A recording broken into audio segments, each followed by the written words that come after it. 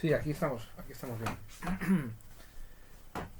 Bueno, pues yo nací en Madrid en 1975, que es un año muy bonito para nacer, porque es de esos años que marcan a todo un país, como nacer en 1936 o como nacer en 1898, por ejemplo, ¿no? Y fui al colegio San Agustín, que es un colegio que está en, ahí en Padre Damián, un colegio muy grande, donde fui feliz, donde lo pasé bien, ¿no? En un colegio donde estaba a gusto, ¿no?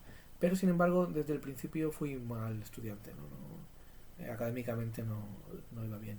Lo cual en mi casa resultó extraño porque mis padres me celebraban mucho porque era un niño muy que hablaba muy bien y muy atento y muy interesado por muchas cosas, ¿no? Y entonces mis padres eso lo celebraban mucho y cuando luego llegaron, recuerdo las primeras notas, ¿no? Pues les extrañó mucho, ¿no? Y aquello, ¿no? Y la verdad es que nunca fui bien en clase, ¿no? Por eso ya, cuando ya tenía 12 años más o menos, los sacerdotes del colegio y los profesores, de los que muchos de ellos tengo un grato recuerdo, eh, pues decidieron que tenía que cambiar de aires y hablaron con mis padres pensando que no me adaptaba a aquello, ¿no? Por lo menos las exigencias académicas del lugar, ¿no? Entonces me cambiaron a un colegio pequeñito que había al lado de mi casa. Mi casa lindaba con el barrio del Viso, que está formado por muchos chalés, y algunos de ellos eran pequeños colegios, ¿no? El colegio más tenía solo una clase por curso, ¿no? Fijaos, en San Agustín yo recuerdo que por lo menos había 8 o 9 clases por curso, ¿no? Pues aquí solo había una, ¿no? Y se estaba muy pendiente de cada alumno y el ambiente, la forma de vida, la forma de las clases eran muy distintas, ¿no? Era un colegio mixto, muy diferente, ¿no? A mí aquello me causó una conmoción muy importante y de repente me surgió una nostalgia enorme y una cierta melancolía por el lugar perdido, por el otro colegio, ¿no? Por el San Agustín. Y eso yo creo que fue germen de mi vocación poética, ¿no? Es verdad que yo había escrito poesía desde niño, pero aquella sensación de distancia y de no estar en el lugar donde yo quería o pensaba que debía estar fue muy importante para mí, ¿no? Fijaos, yo tengo una anécdota claro, en el colegio San Agustín era muy aficionado como otros tantos a jugar al fútbol, ¿no? Y siempre digo que jugando al fútbol he pasado algunos de los momentos mejores de mi vida. Pues claro, en el segundo colegio el patio era muy pequeño y no se podía jugar. Entonces íbamos a un polideportivo que había a las afueras, íbamos en autobús. Pues yo recuerdo que yendo en el autobús, que pasamos por la Castellana y se veía de refilón, un segundillo o dos, el colegio San Agustín, ¿no? Pues cuando yo iba en el autobús y pasaba por allí, me daba taquicardia, ¿no? Fijaos, de ver y de la emoción de ver el lugar perdido, ¿no? Yo creo que eso fue muy importante, ¿no? Eh, Cuando un par de años después empecé a escribir, para mí fue como una obsesión absoluta, ¿no? No hacía otra cosa. Lo de escribir fue como un algo que se te mete por dentro y no para. Ya os digo que yo había escrito antes, siempre me había gustado, ¿no? Pero de repente, un año después de llegar al colegio, que además coincidía con un cambio de edificio, en el mismo barrio más o menos, pero un poco más abajo, eh, pues empecé a escribir de una forma obsesiva y total, ¿no? Escribía a todas horas, en todas partes, en mi casa, en el colegio, en donde fuese, ¿no? Y me encontraba muy cómodo escribiendo, ¿no? Fue algo para mí eh, descomunal, de una fuerza descomunal, ¿no? Eh, vamos, la verdad es que para mí fue algo increíble, ¿no? La forma de empezar así, ¿no? Fijaos que yo escribía, pero no leía nada, ¿no? En mi casa la lectura era muy importante, mi padre, mis padres leían mucho, mi hermano Ángel, que era 2 años mayor, leía también continuamente y se leía y además se hablaba mucho de literatura, ¿no?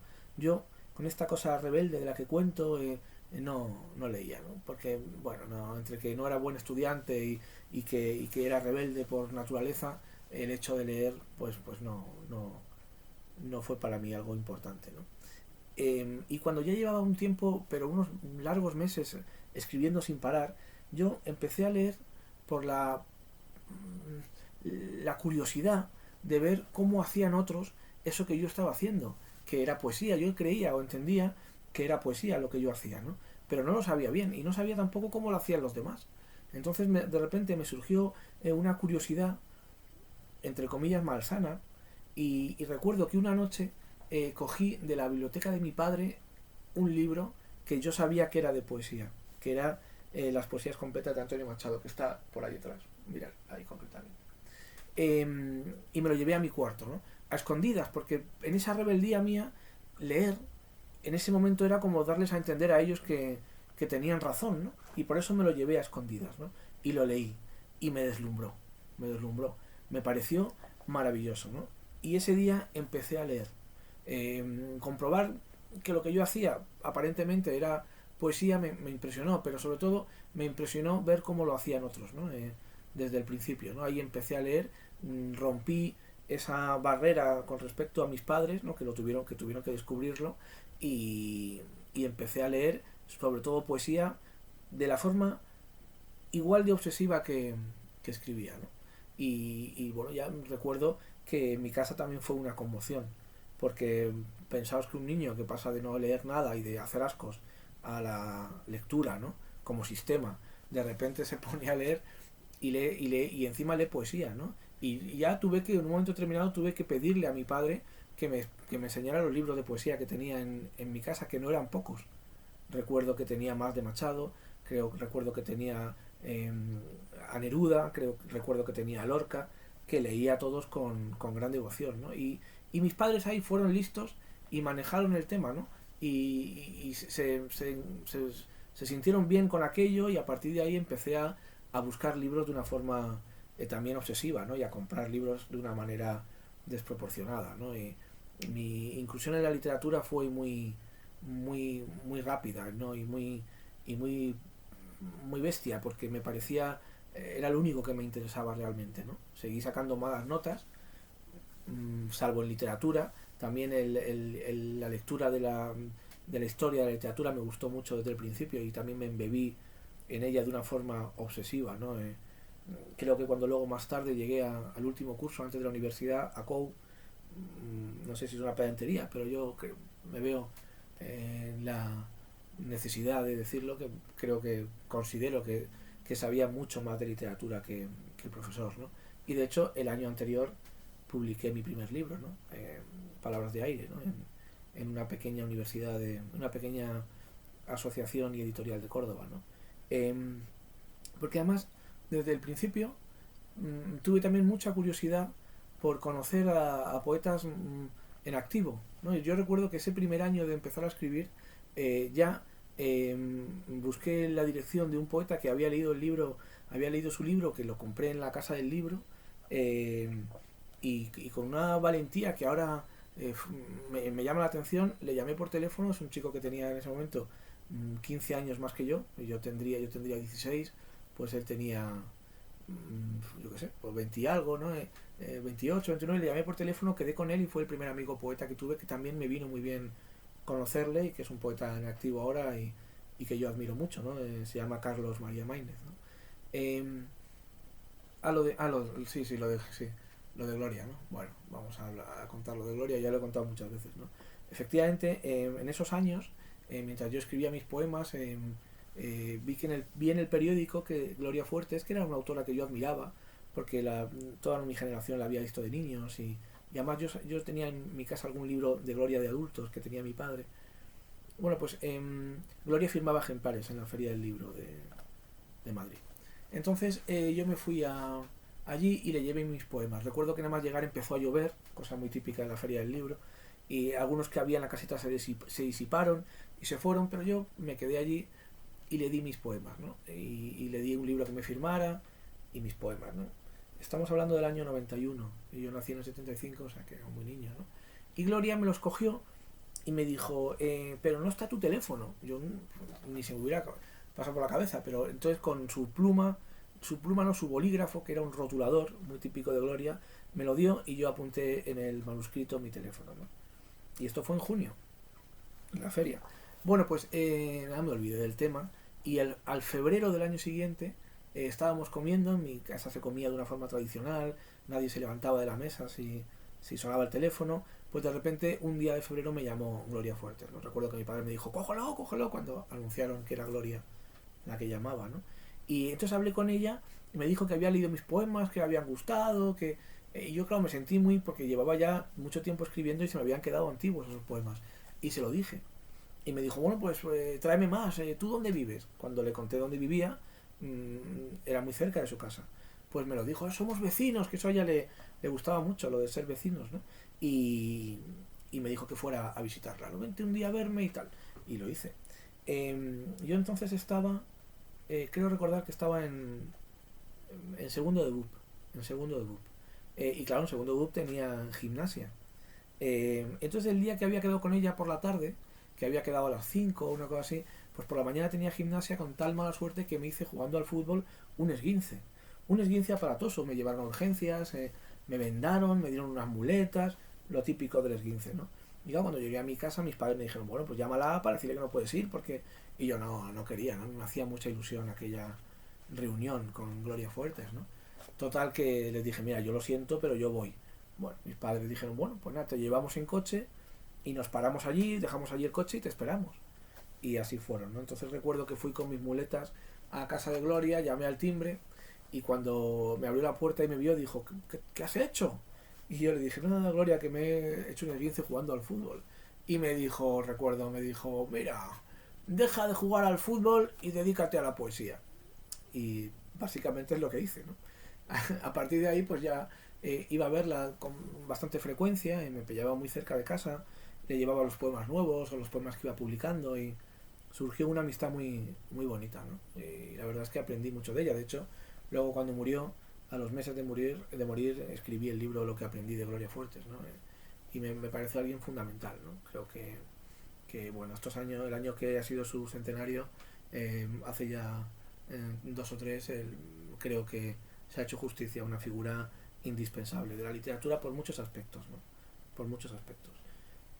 Y, y bueno, bueno, sí, claro, lo de la editorial fue un poco después, ¿no? Efectivamente, ¿no? Gloria fue el primer libro que publicamos en Ediciones Vitruvio, ¿no?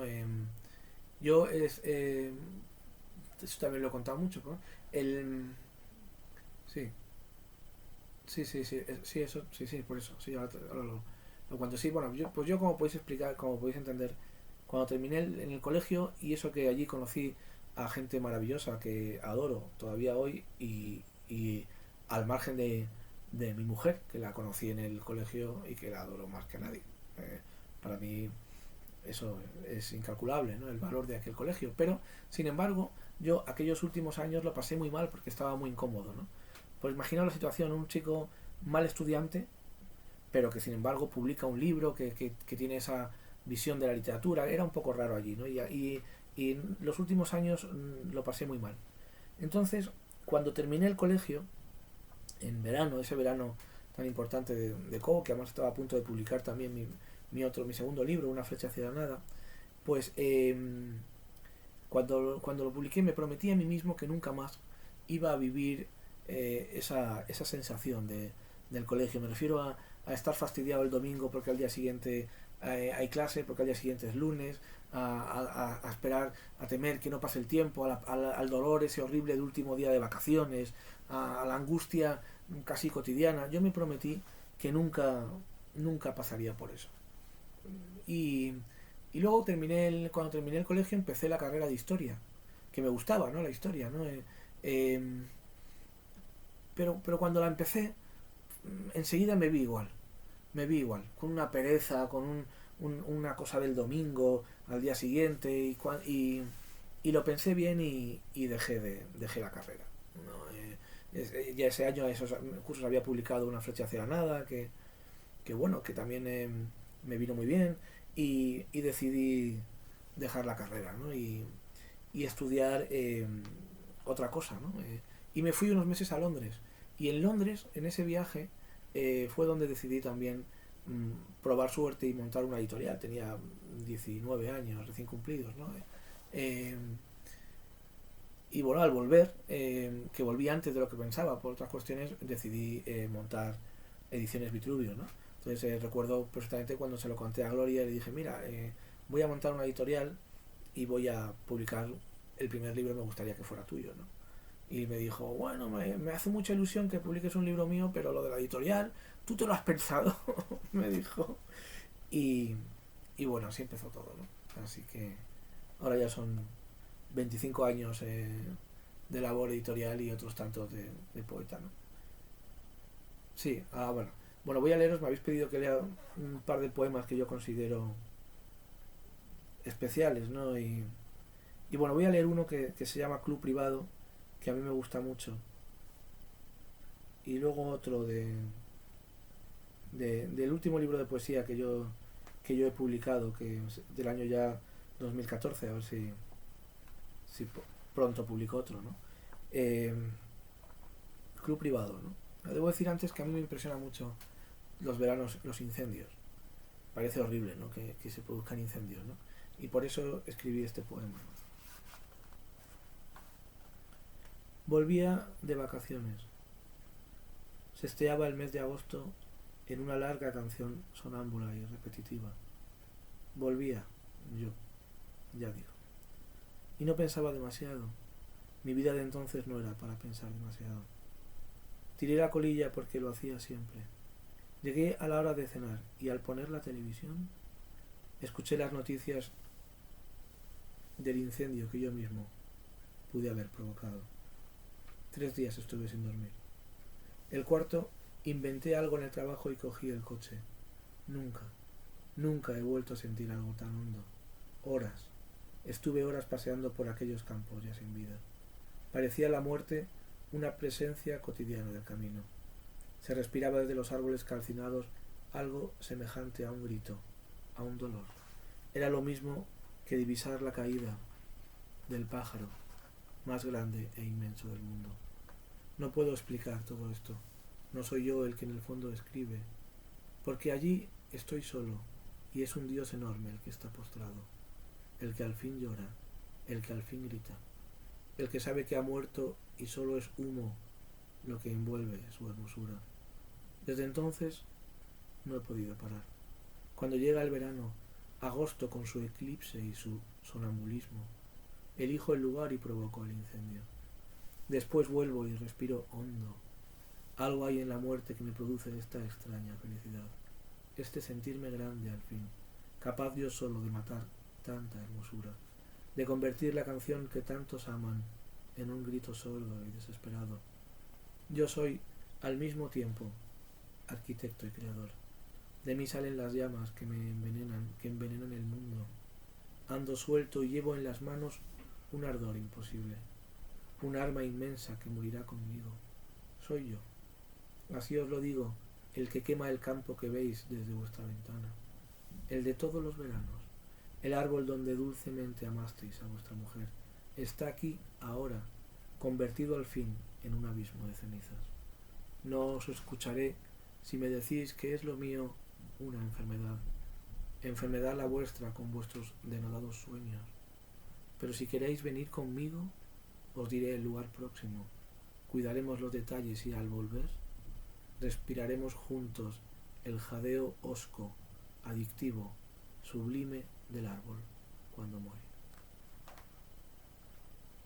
Bueno, y de este libro pues voy a leer otro poema que lo había seleccionado antes, pero ahora no sé cuál elegí. Sí, voy a leer El hacha de mi abuelo. Yo tengo una casa muy bonita que adoro en el campo y a la que me gusta mucho ir, y este poema que voy a leer le tengo especial afecto porque fue el primer poema que escribí en aquella casa hace ya unos años. El hacha del abuelo. Al comprar esta casa, el hombre oscuro, turbio, delgado y siniestro que nos la vendió nos dijo: todo para ustedes, solo quiero el hacha de mi abuelo, la que cuelga en el cuarto de la leña.